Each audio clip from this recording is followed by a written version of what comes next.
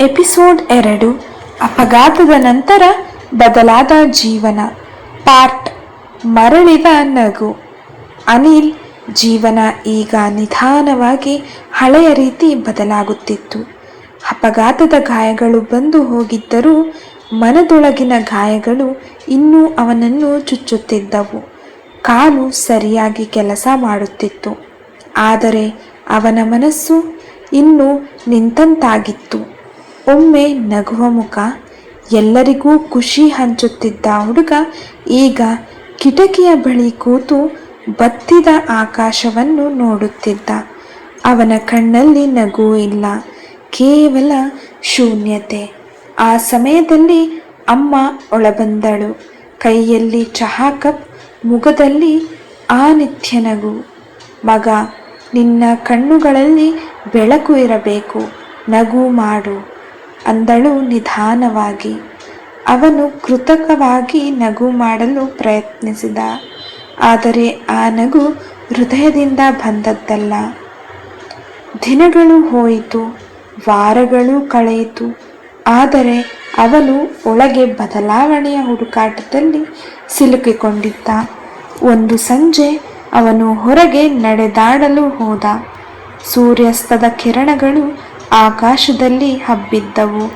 ಒಂದು ಪುಟ್ಟ ಹುಡುಗಿ ಬೀದಿಯಲ್ಲಿ ಬಿದ್ದ ಆಟಿಕೆ ತೆಗೆದುಕೊಳ್ಳಲು ಪ್ರಯತ್ನಿಸುತ್ತಿದ್ದಳು. ಅನಿಲ್ ನಿಧಾನವಾಗಿ ಹೋಗಿ ಆ ಆಟಿಕೆಯನ್ನು ಎತ್ತಿಕೊಟ್ಟ. ಹುಡುಗಿ ನಕ್ಕಳು. ಆ ನಗು ಸತ್ಯವಾಗಿತ್ತು, ನಿಷ್ಠಪಟವಾಗಿತ್ತು. ಆ ಕ್ಷಣದಲ್ಲಿ ಅವನೊಳಗೆ ಏನೋ ಚಲಿಸಿತು. ಅವನು ಅರಿತುಕೊಂಡ, ನಗು ಅಂದರೆ ಕೇವಲ ಮುಖದ ಹಾವಭಾವವಲ್ಲ, ಇದು ಮನಸ್ಸಿನ ಬೆಳಕು ಎಂದು. ಅಂದು ರಾತ್ರಿ ಅವನು ಕನ್ನಡಿಯಲ್ಲಿ ತನ್ನ ಮುಖ ನೋಡಿದ. ಮೊದಲ ಬಾರಿಗೆ ಅವನ ಮುಖದಲ್ಲಿ ನಿಜವಾದ ನಗು ಕಂಡಿತು. ಅವನು ತಾನೇ ಹೇಳಿಕೊಂಡ, ನನ್ನ ನಗು ಯಾರಿಗಾದರೂ ಹರ್ಷ ಕೊಡಬಹುದು, ಅಂದರೆ ನನ್ನ ನೋವನ್ನು ಮರೆತು ನಾನು ನಗುತ್ತೇನೆ ಎಂದು.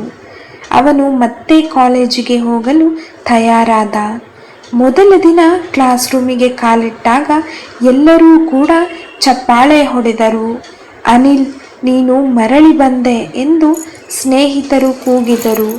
ಅವನ ಮುಖದಲ್ಲಿ ಶಾಂತ ನಗು ಇತ್ತು. ಅವನ ಪ್ರೊಫೆಸರ್ ಕೂಡ ಮುಂದೆ ಬಂದು ಹೇಳಿದರು, ನಿನ್ನ ನಗು ಎಲ್ಲರಿಗೂ ಕೂಡ ಧೈರ್ಯ ಕೊಡುತ್ತೆ ಮಗ.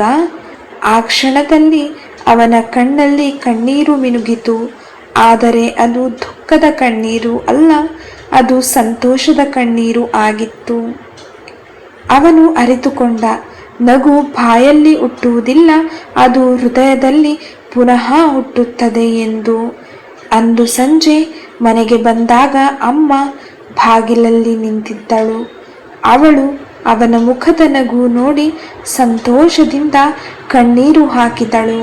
ನಿನ್ನ ನಗು ಮರಳಿ ಬಂದಿದೆ ಮಗ ಅಂದಳು. ಅವನು ಅಮ್ಮನ ಕೈ ಹಿಡಿದು ನಿಧಾನವಾಗಿ ಹೇಳಿದ, ನನ್ನ ನಗು ಮರಳಿದೆ ಅಮ್ಮ, ಆದರೆ ಅದು ನೀನೇ ಕೊಟ್ಟದ್ದು ಎಂದು. ಅವರು ಇಬ್ಬರೂ ಕೂಡ ನಕ್ಕರು. ಆ ನಗು ಮನೆಯನ್ನು ತುಂಬಿತು, ನೋವನ್ನು ಕೂಡ ಕರಗಿಸಿತು. ಈ ಕಥೆಯ ಮೋರಲ್ ಅಂದರೆ ನೀತಿ ಏನು? ನಗು ಕಳೆದುಕೊಳ್ಳುವುದು ಸಹಜ, ಆದರೆ ಅದನ್ನು ಮತ್ತೆ ಹುಡುಕುವುದು ಜೀವನದ ಶಕ್ತಿ. ನಗುವು ಮರಳಿದಾಗ ಜೀವನವು ಮರಳಿ ಬರುವುದು. ಈ ಕತೆ ನಿಮಗೆ ಇಷ್ಟ ಆಗಿದ್ರೆ ಪ್ಲೀಸ್ ಲೈಕ್ ಮಾಡಿ, ಶೇರ್ ಮಾಡಿ ಮತ್ತು ಸಬ್ಸ್ಕ್ರೈಬ್ ಮಾಡಿಕೊಳ್ಳಿ.